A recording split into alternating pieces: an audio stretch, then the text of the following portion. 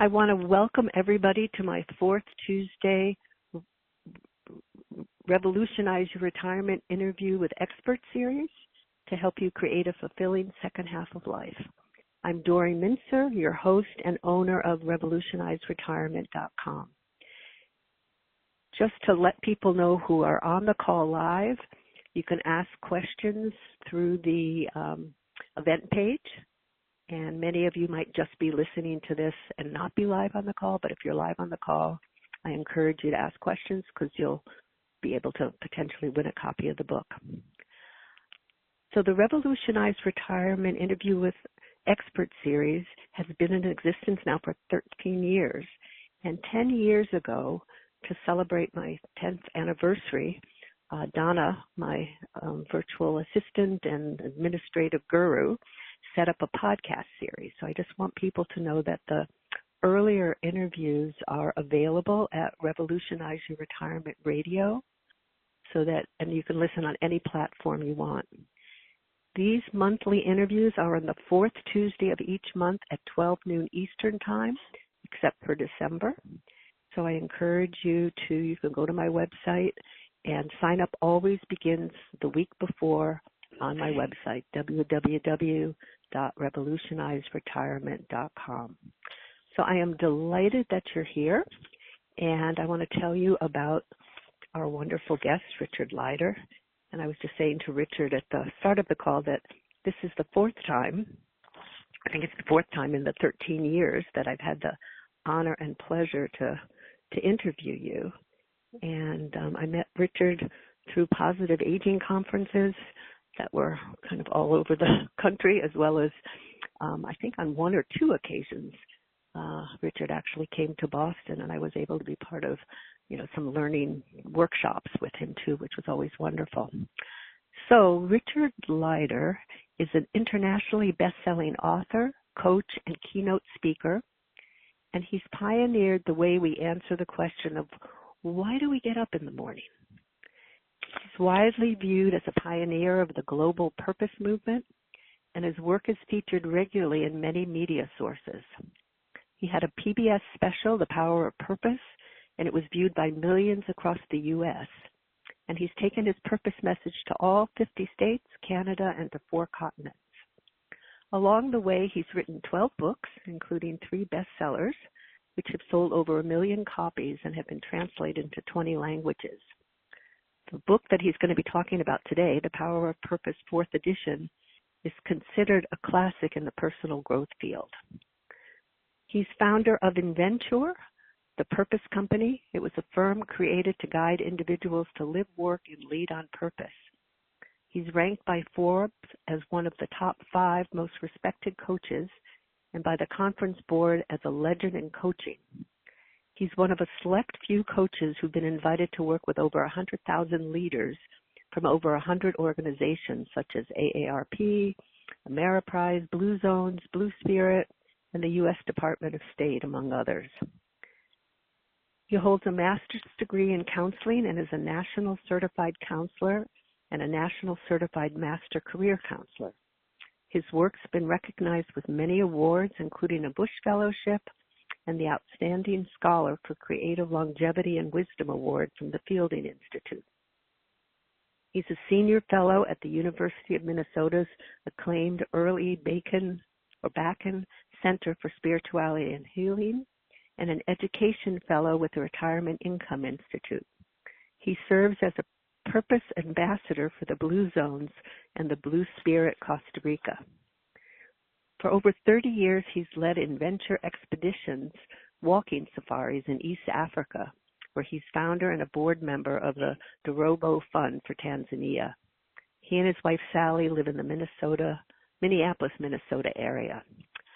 So, Richard, I am so delighted to have you here again, and I must admit, I finished reading your 4th edition last night, although I've read other ones, and it's a gem, and so many things to ponder about life, purpose, intention, spirituality, community, and on and on and on.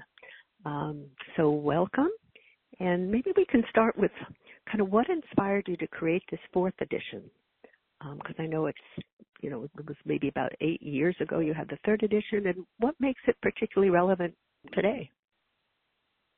Well, first of all, Dory, it is an honor, and I was so looking forward to this, as always. You are a great interviewer, and a great mind yourself in this domain that we're talking about.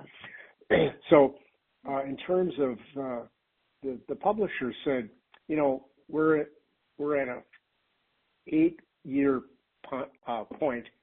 We're going to reissue this, but do you have anything new to say? And I said, well, after 8 years, I do. And so the new book has 50% new content, 10,000 fewer words. Fewer words, can you believe that? Because usually with new editions, it's more words, not less words. And a new co-author, which David and I have been co-author of other books, but I brought him into this one as well. So I'm really thrilled. And by the way, the book is already out of print, which doesn't mean that they can't get it, but it's sold out quickly because of what's going on in the world today. Well, it's very well timed, and I think particularly important and we'll be talking some about post-pandemic, but also, the importance of having a sense of purpose and all in this really dysfunctional, crazy world that we're living in right now. With uncertainty comes the need for certainty, and purpose can offer a way into that certainty. That's a good way to put it. So let's, maybe help people know, and I know some of the people on the call probably have heard you speak at other times and read your book, but I think it's helpful to talk about the basics and sort of some of what this book in addition kind of contributes. But let's start with just kind of what is purpose and why you feel it's such an important foundation for life. Well, purpose is fundamental, not a luxury. It's fundamental to health, to healing, to happiness, and to ultimately to longevity. Just last week, I was a keynote speaker at ACLM, which is the American College of Lifestyle Medicine. American College Lifestyle Medicine. It was an invitational event in San Diego for 100 researchers on purpose, meaning, and spirituality. And I was the keynoter on the practice of that.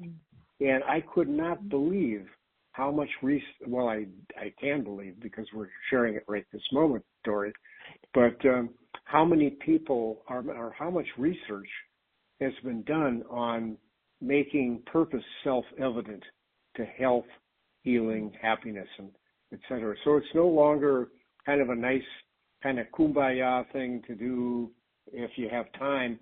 It's a luxury, and it's not for the favored few. It's for everybody. Which is it's so important, and it's as you say, accessible for all, and it's part of us if we can allow ourselves to unlock ourselves to find it. One of the questions you pointed out. Well, you pointed out a very important distinction right there, and that is you can't find your purpose out there. You can unlock your purpose in here. So the big breakthrough is that it's in here waiting to be unlocked and named and activated, because purpose is a verb. It's something we actually do. It's not something we just have. And it's not, I think that's one of the most important things for your listeners is that it's actually in here to unlock it, not out there to find it. Can you talk more about that? Because I think it is helpful for people to have some sense, and I know you do it beautifully in the book, but how does one go about sort of unlocking it? Well, there's a recipe, and I'm going to go back with a little story here, but way back when, I always say when dinosaurs roamed the earth, I was the number 3 person in what is now U.S. Bank, the company U.S. Bank's HR department. It used to be called personnel when I was there, but it's now, HR. But I had a side hustle. My side hustle was called Lunch Hour Limited. You buy me lunch and I coach you. And so my side hustle turned into my calling, what I did for the rest of my life, basically. But I found out that time that so many people did not know how to think about what's next or even what's now in their lives. And so I had something I called the napkin test. So I'd go to lunch and people would say, Richard, got a minute? Can you tell me what I should do with the rest of my life? And I would say, well, I don't have a minute. We have an hour here to have lunch. And take out your napkin and write this down. Gifts. So here's the purpose recipe you've asked for. You, Dory. Gifts plus passions plus values equals purpose, equals calling. And so I would help people and they said, God, I never thought about this before. What are my gifts? What are my passions, my curiosities, my interests? And what are my values? Where do I want to do this? And so when they did that, about 15%, a small number, left the organization, but a number of people went back and reinvented their day jobs around their gifts, passions, and values. So anyway, the point is that's the way forward is gifts, passions, and values. Which I think is so important. I always love the little napkin technique. Now, you also have some kind of ways that you mention in the book of really trying to think about and identifying gifts and kind of what passions are and values. Can you kind of elaborate more on that too? Well, gifts, I think, are the most important thing, and that is what is a gift? You have skills and talents and things that you've got degrees and, around. But a gift has 4 characteristics. It's something you love to do. It's something that others observe you doing rather effortlessly and superbly. And the big one, Dory, I can't remember learning it. I don't know. I've always been this way. I've always had this. But I don't really give much value to it because doesn't everybody have this? And the answer is, of course, not. Not everybody has the same gifts. My brother, there's 2 of us in my family, siblings, we couldn't be any more different in terms of our gifts. And yet we were in the same family, et cetera. So gifts have 4 characteristics. You love to do it. Others observe it. You can't remember learning it. And the 4th thing is you love practicing it, doing it, hanging out with other people who have similar gifts. So that's one thing. And then the passions thing is really about what are you curious about? What keeps you up at night? What do you think about and keeps you up? I don't mean the worries. I mean the opportunities like, oh, I love to study this or download this or read this or something. And so what would you love to use your most enjoyed gifts in the service of others? And then the third is values, and that really has to do with where do you want to do it? Are you best served as an entrepreneur or in a major organization or with a team or not a team? A whole lot of different characteristics there that many people didn't get the guidance of. And the final point I would make here, Dory, is this, that I was just on a program recently with Dr. Vivek Murthy, who is the former Surgeon General of the U.S. under Obama and Biden. And he left now, of course, but he has a book out called Together, but he said this, isolation is fatal. Loneliness is a big thing. And so one of the big things that I think you offer to people, and one of the reasons I'm on this call is because of loneliness. People want community. They want to figure out how to do things together. And so that's another big piece of this. That's a really big piece. And actually a part of your book that I'm going to want you to comment about, maybe you could even comment about it now, is just you mentioned some beautiful purpose communities that I think can be helpful for people to hear about. I'm just trying to decide if we should go there now or talk a little bit more about how to get there. What's your sense? Well, I think, retirement is the word du jour that we're talking about here. And here I am, 80 years old, about to be 81 shortly, and I'm not retired, and I don't intend to be retired. And so, we can talk about that, but I was on a situation recently where I was giving a talk at the Denver University Noble Institute for Aging.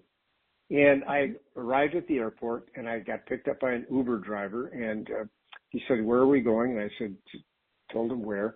And he said, "What are you doing?" And I said, "I'm giving a talk about the path of purposeful aging." And he turned to the rear view mirror, and he turned it to me. He said, "Richard," he got my name. "Richard, do you know how old I am?" And I said, "No, not a clue." He said, "I'm 80.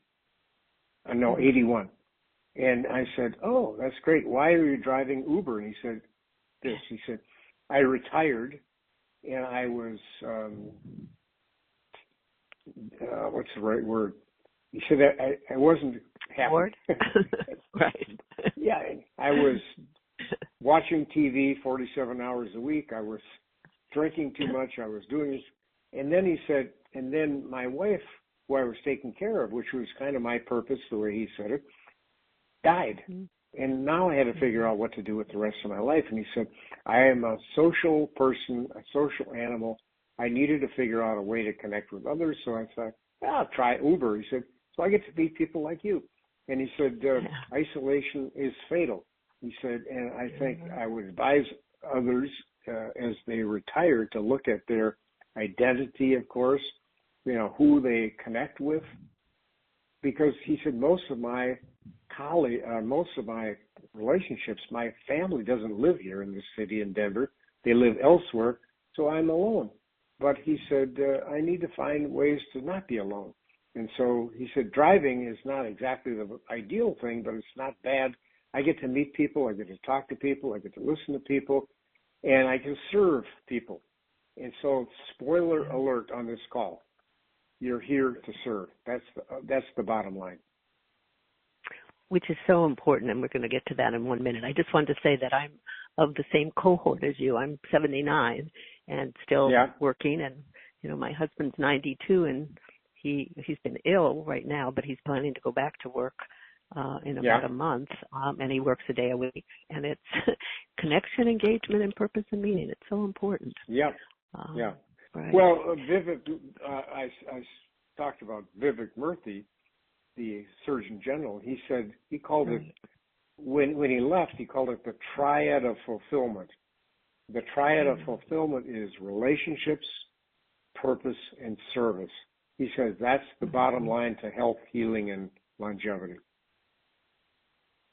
So talk more about that, if you would, because I know part of your mantra, and I know I talk about it when I give talks and, with my clients, but, you really talk about, kind of when we wake up in the morning, what are important things to think about. So maybe you could talk a little about that.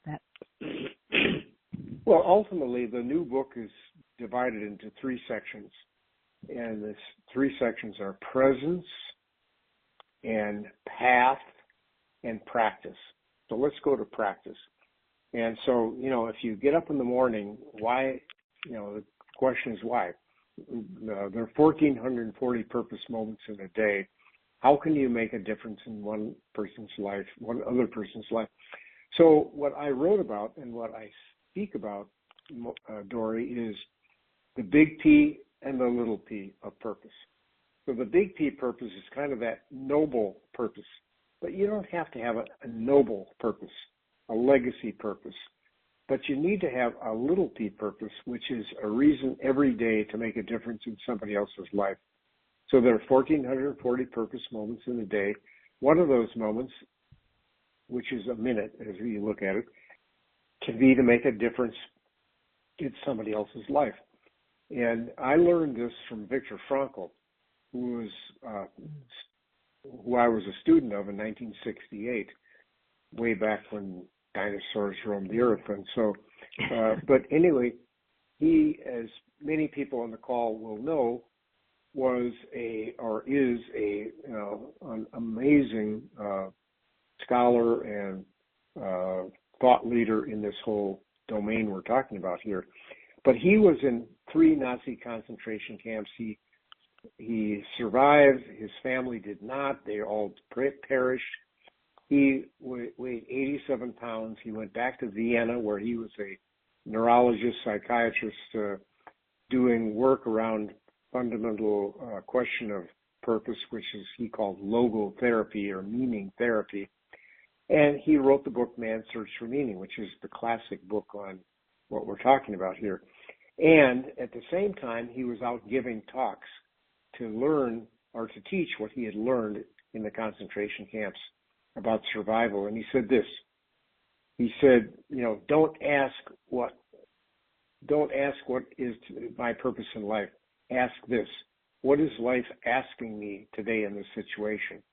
And he went on to talk about tragic optimism. He said, in spite of it all, say yes to life. Say yes to life. And I think that's what we need to do with retirees and with retirement, with your brilliant, call here, is that say yes to life in spite of everything. Yeah, I think the freedom to choose and to keep that in mind is important at all stages of life. I think, right. As we get older, but also particularly today, when I think about kind of the post-pandemic world and and kind of what's going on in the world. Can you maybe speak a little more about that? Because I know you talk a little in the book too about. Or go ahead. Yeah. Every day today is about despair. Why, why uncertainty demands purpose certainty, or something to hold on to, something at the core in certain ways. And there's 3 myths about purpose. First, purpose. I have to have a cause. I have to have something that's a big deal, a noble cause. No, you have to have a little p purpose on a day-to-day basis. Secondly, that, you're lucky, Richard, and Dory's lucky, and others are lucky that they found their purpose early in life, but I haven't. God did not whisper in my ear like they whispered in your ear. I said, no, purpose is a practice. And what that means is that it's a verb. It's action. It's a big, this may land, it may take a little bit time to land on people, but action precedes clarity. When you act purposefully on a day-to-day basis, it turns the verb into a noun. Now I can say, I am about this. But the verb of acting purposefully, the little p purpose on a day-to-day basis, is what ultimately clarifies your big P purpose. And then the third thing, so I said, and the third myth is that purpose is a luxury. It is definitely not a luxury. And with the more evidence that I get from scientists around the world about this, is that it is a fundamental, as we said before, it's not for the few, it's for the all. But the only way you get there is through action precedes clarity.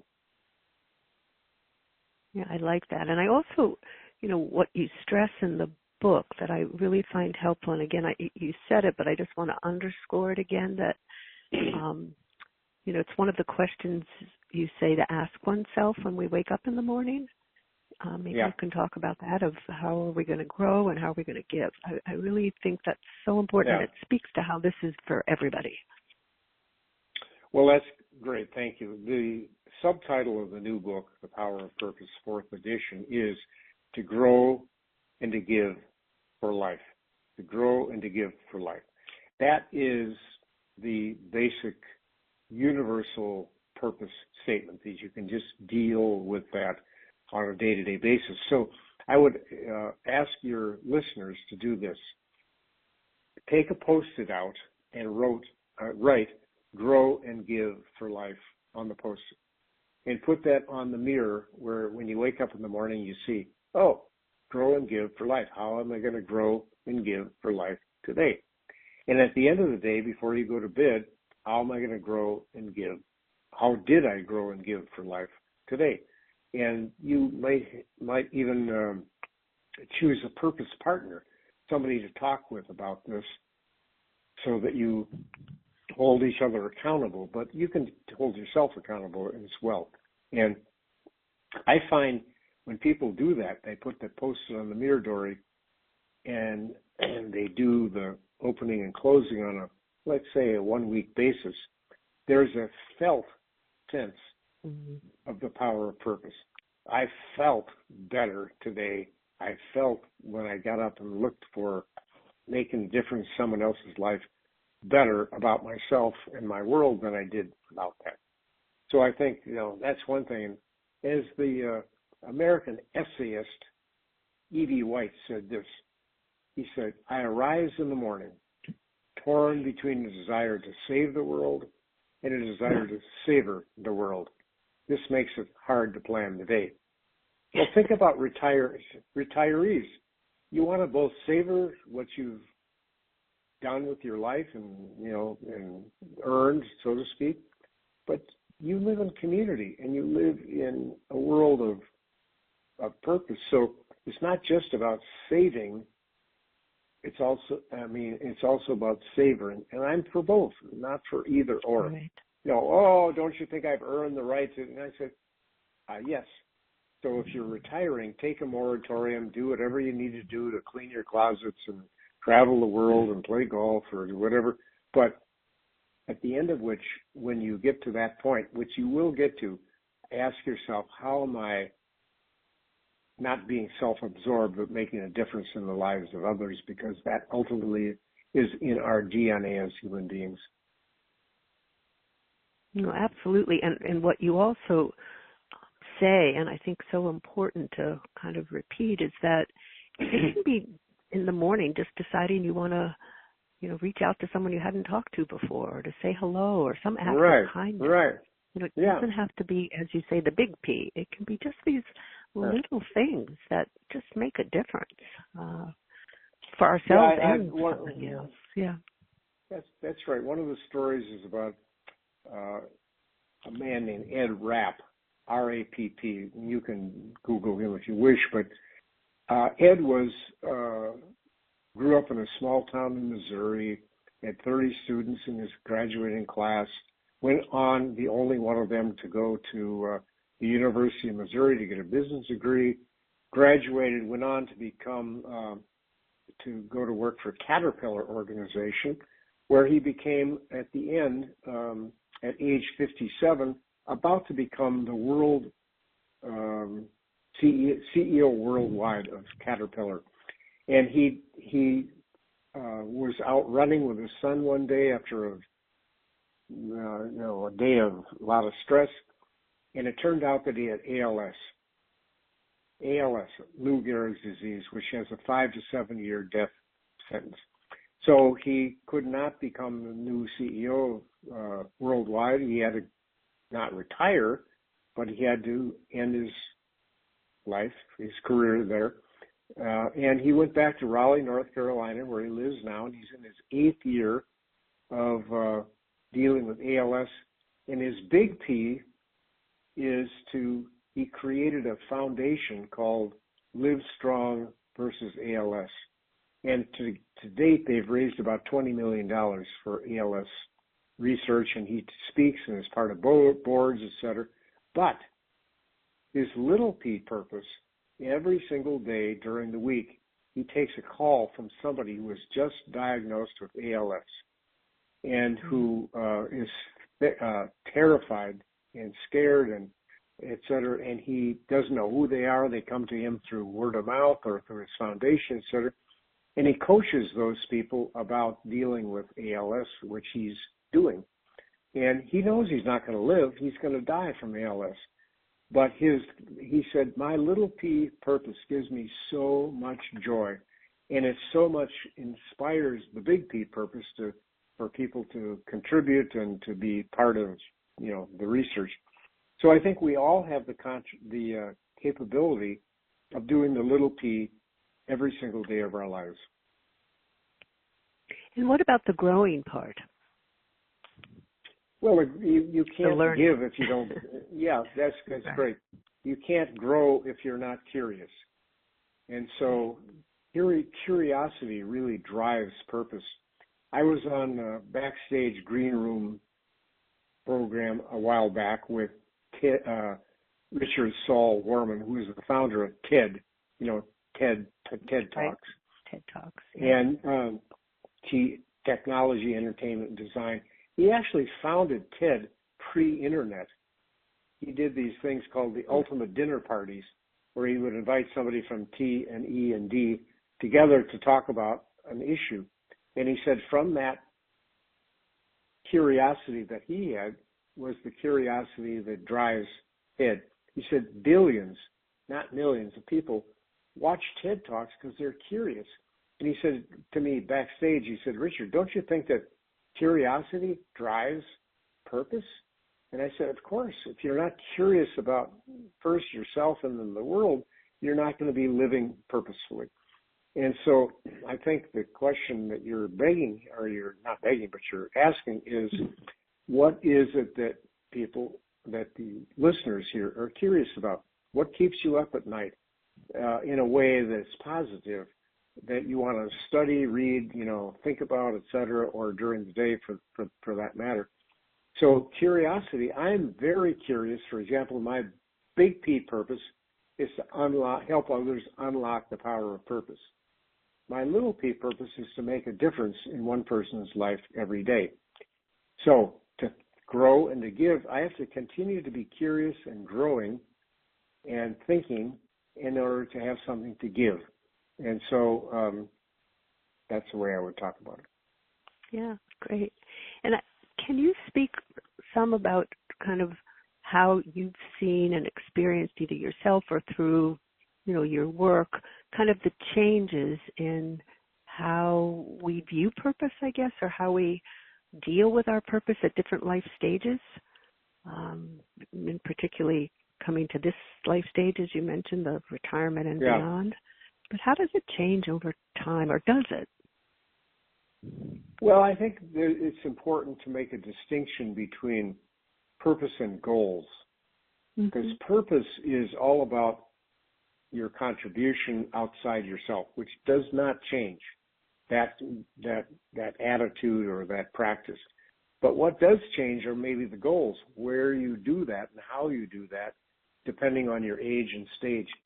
I dedicated the book, The Power of Purpose, 30 years or 40 years ago to Terry Fox, who is a Canadian who lost his leg to cancer and decided that when he got out of the cancer ward at age 18, he called it the Marathon of Hope. He would do something to help the kids in the cancer ward who would not survive or may not survive as well as he might. And so he decided he would run a marathon a day across Canada to raise $1 million for the Canadian Cancer Society. Well, what has happened is legendary in that Terry Fox, he died. I actually saw him when he was on the final day of his leg of running in Thunder Bay, right above Minnesota, where I live.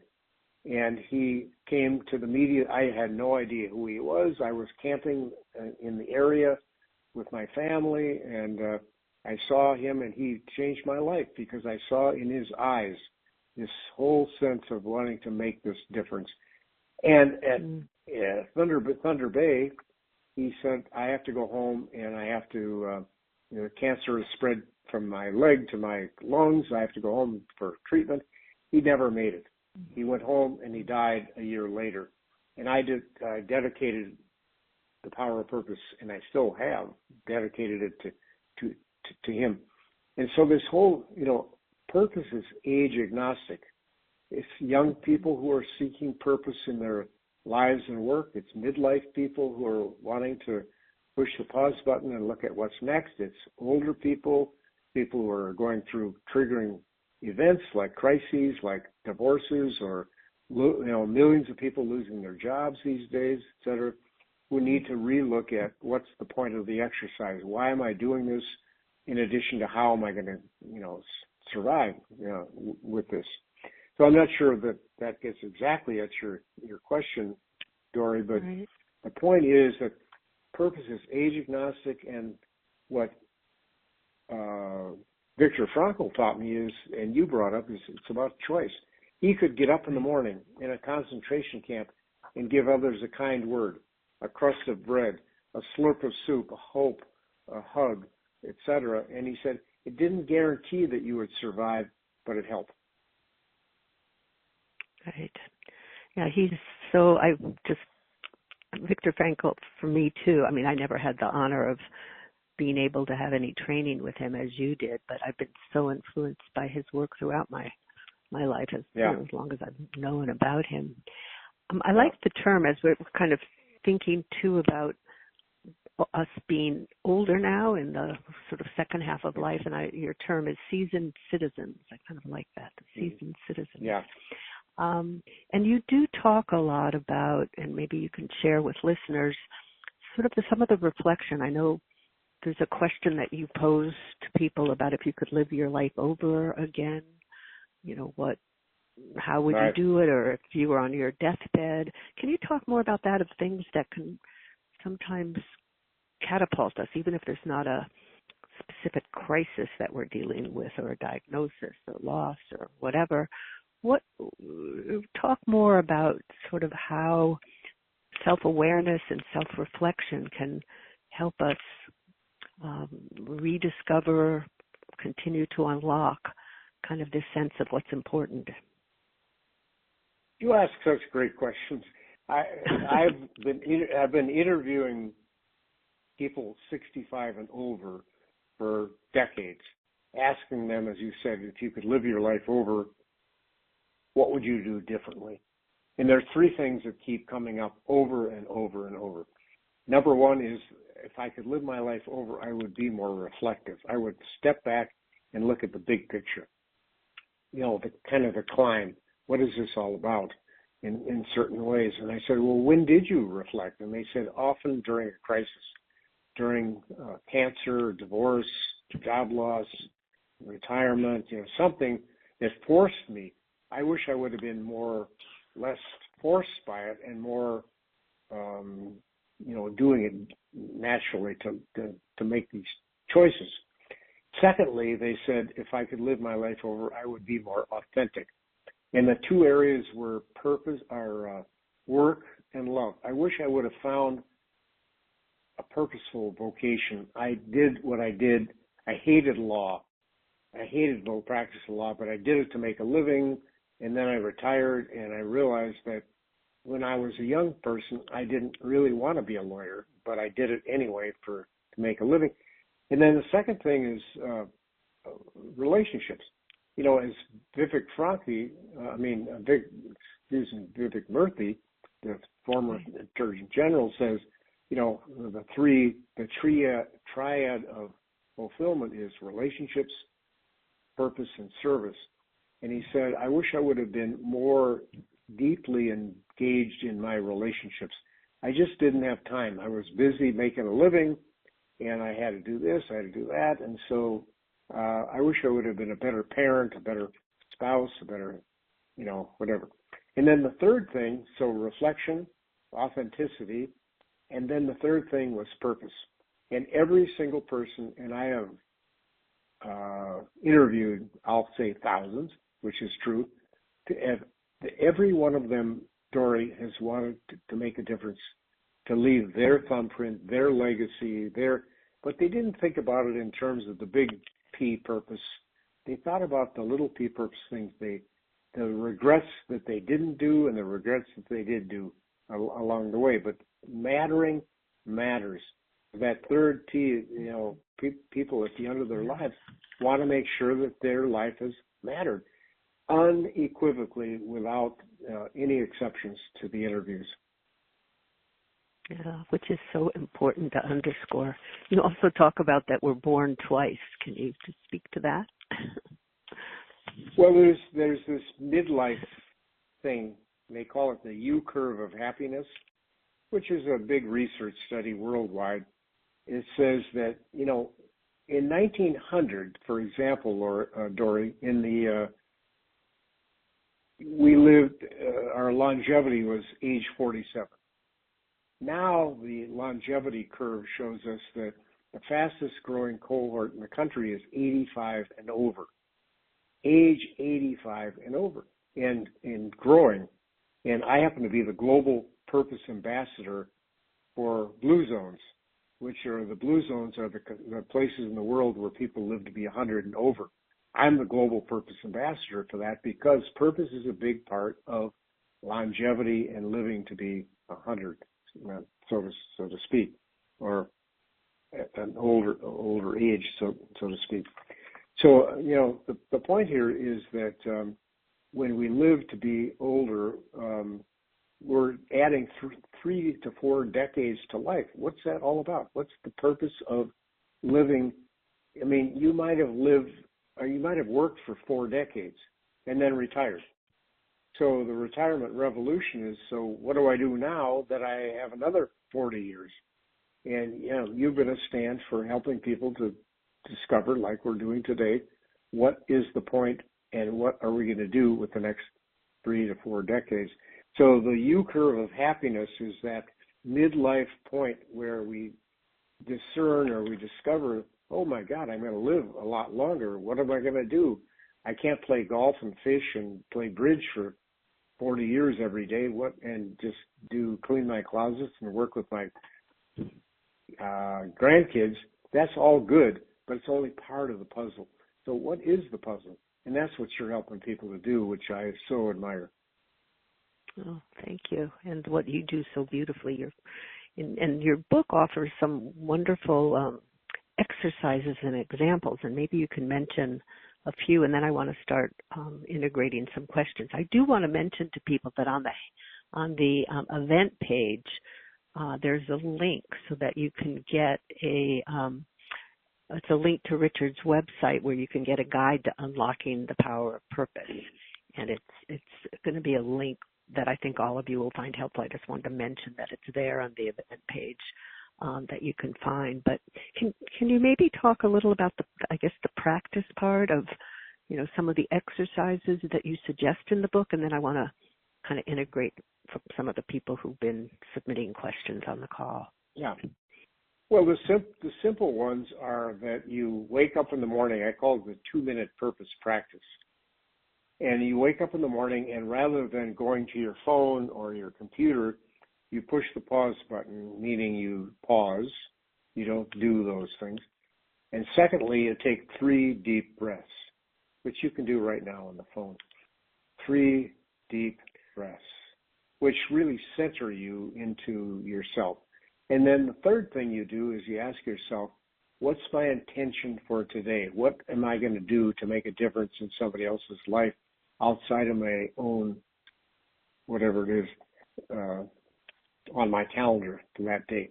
So that's the 2-minute purpose practice. And then the other one I've already talked about was what I call the Post-it challenge. And as you write to grow and to give for life on a Post-it, and you put it on your mirror, and when you wake up after you do what I just suggested, you ask yourself, how am I going to grow and give today? And then at the end of the day, you look at the same Post-it before you go to bed, and you say, how did I grow and give today? So those are 2 really simple. Mm-hmm. But there's also the napkin test, which takes more time to really look at what are my gifts, passions, and values. And then another thing that I suggest that I would not ever do with anybody as a coach and I would suggest that they have a sounding board. What is the people online right now, what is your sounding board? Or who is on your sounding board? It's like your kitchen cabinet or the people that you talk to when you've got a what's next moment or a question about life. And so a sounding board has 4 members. Number 1 is a committed listener. Who is your committed listener? Because oftentimes this is not your spouse, your partner, it's somebody who doesn't have any skin in the game with you, who you can talk to. I find this sometimes when I'm out at doing events in retreats where people say, I talked more with this person today than I have with my partner or my spouse or whatever. So a sounding board has a committed listener, somebody who practices care versus cure. They care enough to ask you, so tell me more. Tell me more about that, as opposed to saying, well, if I were you, what I would do and what I did is that. And the second person on your sounding board is a wise elder, somebody who's about 10 years older than you, who's been down the path that you say, I wonder what they would have said. I wonder what they would ask in this situation. They could even be deceased. And then the third is a wise younger, somebody who's younger, 10 years younger than you, who would ask different questions and say, well, why are you doing this? Or why are you thinking about that? Or why are you? So they ask different kinds of questions and offer different kinds of solutions. And the fourth is a purpose partner, somebody who is like your personal trainer in the purpose space, who says, well, Dora, you said you were going to do this, and this week you haven't done anything. What can I do to support you to do it? What about next week, et cetera? So they hold you accountable to your own commitments. So I would never coach anybody in my entire decades of coaching and life if they didn't have a sounding board with different characters on it. That is so, it sort of helps people not be so isolated too, and the opportunity of feeling part of something and connected. It's so important. I think in a sense your response, what you just said, maybe relates to this question of Melinda from Studio City, but I'm going to ask it in case there's anything else you would add. She says, before I retired, I grappled with the worry that I would fill my time without discretion and be unable to direct myself to what truly felt good. Please comment on how to build and activate discernment. Well, I would go back to the napkin test and just say, make sure that you are using your most loved things you enjoy doing, your gifts. And I developed that tool called calling cards, which is, I use that 100% of the time in every event I do.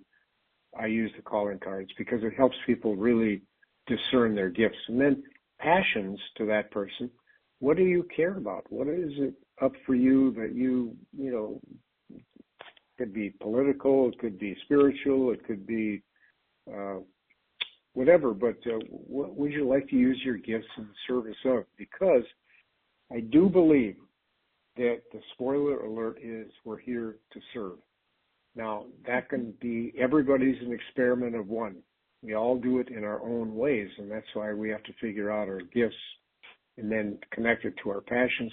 And then our values is where the communities that we do it in.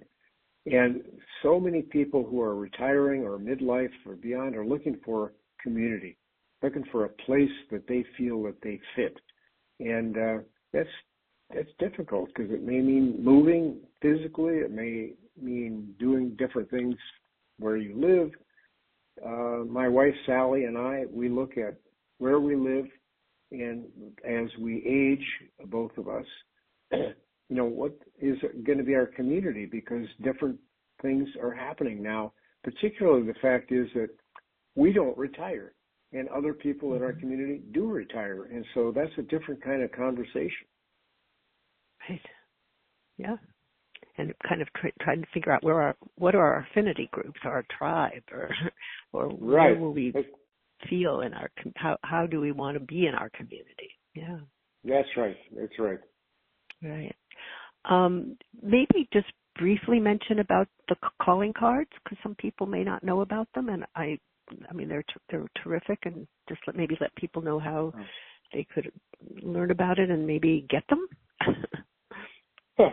Well, I don't like to promote myself. They can go to your website. I would say that calling cards, which I developed about 20 some years ago, I don't do anything without using those. They are so magical in terms of helping people put a name to their gifts, passions, and values, and putting a name to who they are uniquely as human beings. And so calling cards is a little deck of cards. It's 52, it's 8 billion people on the planet and only 52 cards. So you have to make some projections of yourself into what these mean for you. But I have people who have been very successful in the world who didn't know their gifts. And now that they're in midlife or looking at retirement or what's next, looking at, oh my God, I did something that worked for me and I made a living, but it wasn't my livelihood. It wasn't my avocation, what I really love to do. Now I want to do that. And so the calling cards are, you can buy them on Amazon or you can buy them from Barrett Kohler, even less expensively, my publisher, Barrett Kohler. And we can't print them fast enough. They're going out so fast these days because so many people are in despair. They're wanting to figure out what's next, and maybe they have to or maybe they want to. It depends on where they are in their life situation. But the calling cards I find to be, I use them 100%. I mean, I won't do a gig without them. That's how. And why? It's not because I'm selling them. That's disrespectful to what I really do. Right. I'm doing it because they work. Yeah, no, I can attest to that. I use them with clients. They are very, very helpful in work, which leads into this next question by Robert from Victoria. And he says, I advise high school students on their next steps in life after high school. Can you recommend some of your works to facilitate meaningful discussion with them to help them plan their next moves in life? He says, I'm tempted to use the cards that you have developed. So I think it's a good segue into that. Or any other suggestions? Yeah. Well, yeah, I mean, I think I addressed it, but my co-author, David Shapiro, who is a philosophy professor in Seattle, but he's also the executive director of the Philosophy for Children. I can't remember the name of it in Seattle. He uses the calling cards in kids in the 5th grade. I mean, we're talking about young kids, and so I recommend that. But the other point that I think is this: Carl Jung said, "The greatest damage you can do to your kids is your own unlived life." So the starting point is your own lived life. What are you about? And are you like, oh, I hate my work, I hate to go to work every day? Or have you found something, or would you like to find something that would fit who you are? And so the starting point is your own story. Great. And Thomas from Arlington says, and I think this relates maybe to some of the notions you talk about in your book about time as a problem, but he says, how do you maintain, how to maintain one's purpose on a daily basis despite the everyday challenges we all face? Your discussion's great, but then time drifts by and purpose diminishes gradually. You said have curiosity and save and savor each day, but can you talk a little more about kind of ways to keep this need and wish to keep learning and discovering and giving and serving alive as time drifts by? I wish I had an answer for that, but I don't. But I would say I've suggested, that purpose is a felt sense. It's a day-to-day choice that you make with, the 1,440 purpose moments. So that's the starting point. And the other point is have a purpose partner, somebody you would talk with about that. But there's a book out called 4,000 Weeks by Oliver Burkeman, who's a British guy. It's a great, great book about time. I'm at 4,000 and some weeks. And so when I look at the future, it's a lot shorter, way shorter than the past, obviously.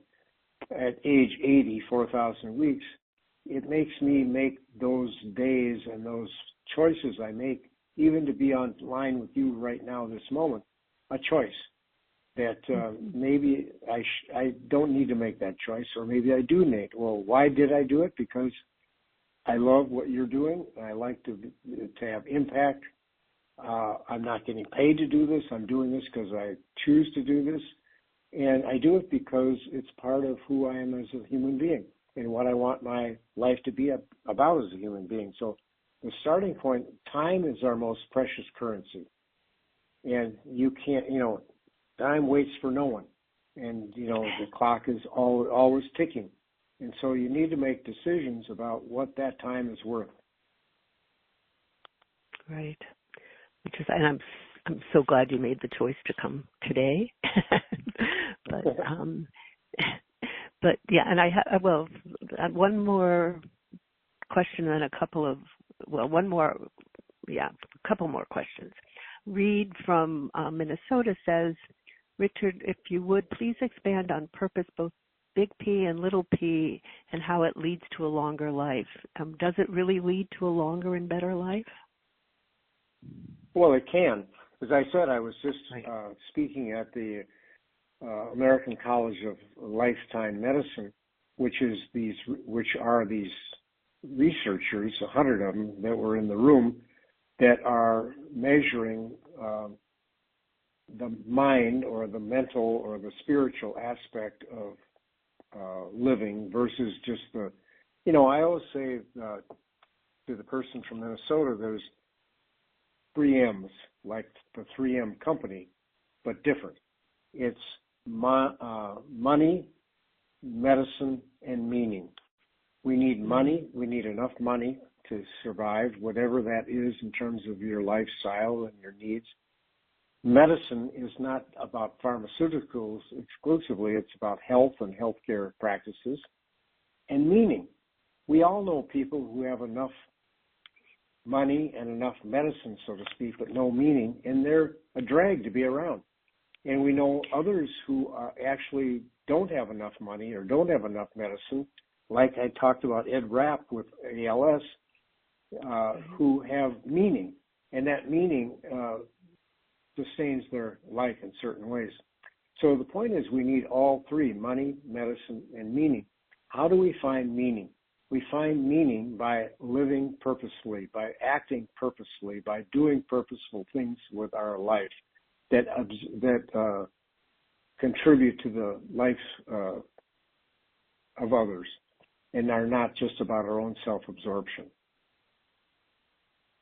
Great, thank you. So I have 2. I want to just comment. Let's see, it's 1:00. I would like.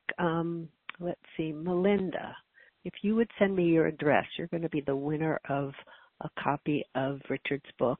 But just for everybody else, just remember there's a handout and a link to be able to get more information too. But I really do encourage people to buy this book. It's a gem. And just to comment, he also talks about the connections with mindfulness, compassion, gratitude, intention, curiosity. It's just, as I said, it's a gem of a book, and I truly do recommend it. So I have 2 questions that tie in with what I was going to ask you to now.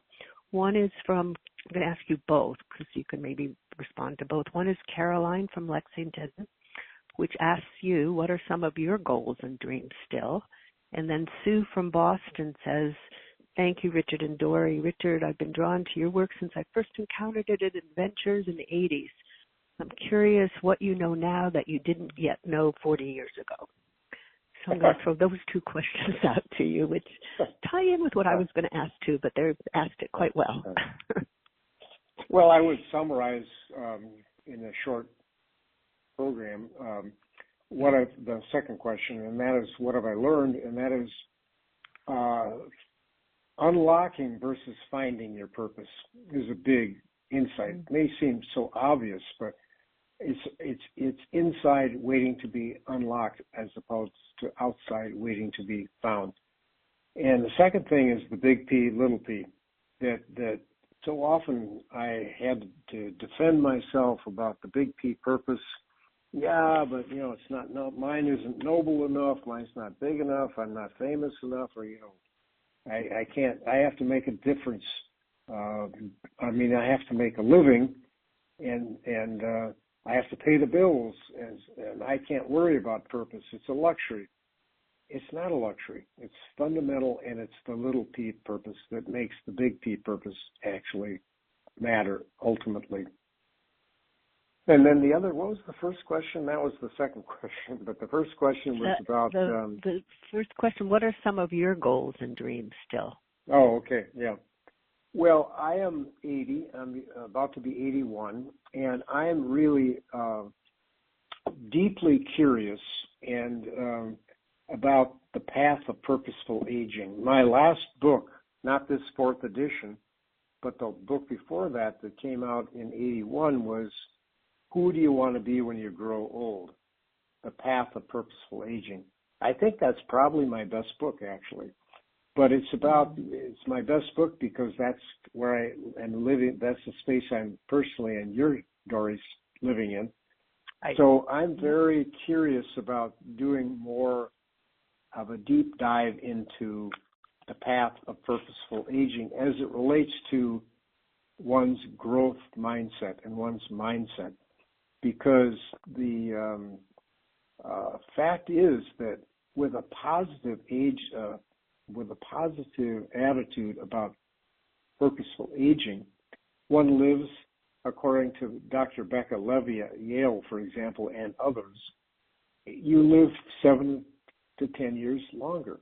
How could that possibly be? Well, what I'm learning a lot of is that, holistic medicine needs to deal with mind, body, and spirit. And our attitude about aging has a whole lot to do about how we age. And I'm finding that to be important myself and my wife, Sally, ourselves, as well as the work that I'm doing out there in the world. So what I'm really curious about is what I can learn and add value to the practice of purposeful aging and how that can affect people's lives. Great, thank you. And I just want to say, the book winner, please, if you would, you can post on here your address so I know where to have the book sent. Can you talk a little bit more just about, because you end the book with an incomplete manifesto, and it's sort of, you've been sort of talking a little about it, but I thought it might be helpful as we wind up here, if you could just kind of mention a little about the manifesto, because I think it was kind of a nice coda in a sense of in the book and helpful to mention. Yeah. Well, thank you for that, Dory. Yeah, I mean, my incomplete manifesto for purpose. First of all, why is it incomplete? To me, the future belongs to the learners, not the knowers. And we know, and I know, and you know things, but we're sharing, but we also don't know. And so incomplete means that I'm a learner, like I was last week with these 100 scientists learning about the science of and the evidence of purpose that they know about that I didn't know about. So I'm fascinated by being a learner, not a knower. But the Purpose Manifesto is, every movement needs a manifesto, needs something it stands for. So I get questions and all the time about, or requests all the time, could you endorse my book? Could you write the foreword for my book? Could you do? And I say, well, what do you stand for?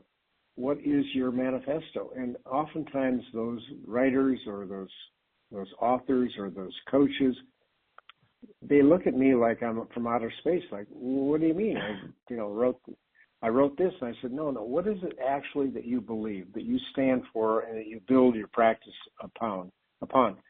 And so I decided that the purpose movement that I was a pioneer in early on needed a manifesto, and so I wrote it, and it's 10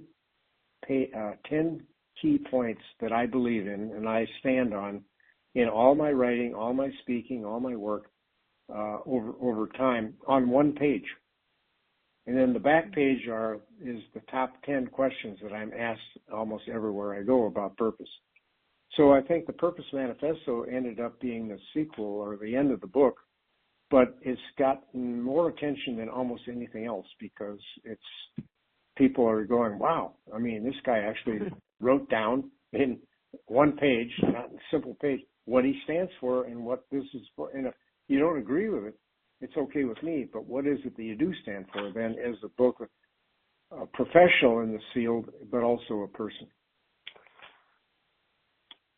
Great. I think, I mean, I hope people will kind of read through it. And if it's okay, can I just mention the 10, just to mention the 10? Yeah, but you can put it on your website and they can just download it for free. It's the last chapter in this book, but they don't have to buy the book to do that. They can just get it from you. Right. Let you go ahead. Go ahead. Yeah. Well, I was just going to say, one is purpose is from a creative source. Purpose is universal. Purpose is fundamental. Purpose is compassion. Purpose is found in our natural gifts. Purpose is to be unlocked. Purpose is a verb. Purpose is a choice. Purpose is a paradox. And purpose is meaning. And I just think you got it. It's you got it, right? It's wonderful. I mean, I truly recommend the book. And as I said, people, you will I mean, everybody who's on the call or listening to the podcast, on the website will be the link to Richard's website, and to be able to have that handout. And it's true, you don't have to buy the book, but I truly would recommend that you buy the book. Yeah. And I also, as I said, as in my work, I use the cards, and again, I can promote it. You don't have to promote it, so I can just say it's really, really helpful. No, but go ahead. And I do believe the manifesto, like, we could have led with that, because it really is every question that you've asked leads to one of those 10 points in one way or another. So it's not something that changes. It is it's the core of what I stand for. Yeah. No, it absolutely is. Maybe that would have been good to have started with that, but we ended with it. But I'm just delighted that you have joined us, and just wonder, is there one final comment or takeaway you'd like to have people take with them? Well, I'm often, it's kind of humorous actually, but I'm often asked, I call it the got a minute school of coaching. But people say, got a minute, Richard, can you tell me what I should do with the rest of my life? And so it could be in wherever it is. And I always say, make two things. Number one, make each day count. Well, how do I do that? And I say the napkin test. Gifts, passions, and values. Figure that out. And I figured out because I can't remember if we talked about this. I think we did. But it's been over an hour now. So, and that is what I called my side hustle, the Lunch Hour Limited. Did I mention that? I can't remember. But, yeah, you did. You did. Yeah. Yeah. And so I would have people, if I never ate lunch because I was so busy doing what I love to do, which was coaching. But then when people wrote this down, they said, this is brilliant, but it's so simple. And I said, it's so simple because it works. So figure it out, and then we'll have another lunch where you tell me what your gifts, passions, and values are. And that's what you need to do, your homework, what you need to do. So the Got a Minute School of Coaching is the napkin test. And it's not easy, but it's fundamental. It's essential. Great. Well, Richard, thank you so much again for joining us, giving so graciously of your time, a copy of your book, and just thank everybody for being here and being present, and thank you again, and I hope everybody stays well and safe. So thanks again, Richard, for joining us. Me too, Dorian. Thank you. It was excited to rejoin you again, our fifth time.